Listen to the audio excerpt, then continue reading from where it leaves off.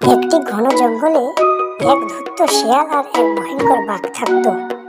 বাঘটি ছিল খুব শক্তিশালী, কিন্তু একটু সাহস এবং সরল।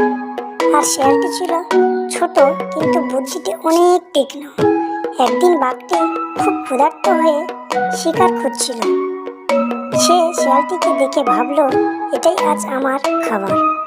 বাঘটি ধীরে ধীরে শেয়ালের দিকে এগিয়ে গেল।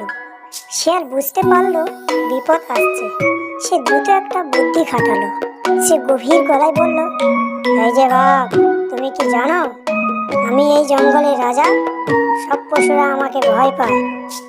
বাঘ অবাক হয়ে বলল, তুমি রাজা, অমন কি?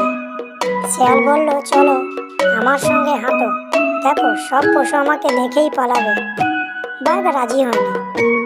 শেয়াল সামনে, বাঘ পিছনে হাঁটতে লাগলো। তারা যখনই অন্য প্রাণীদের কাছে গেল, তারা বাঘকে দেখে সবাই ভয় পেয়ে পালিয়ে গেল।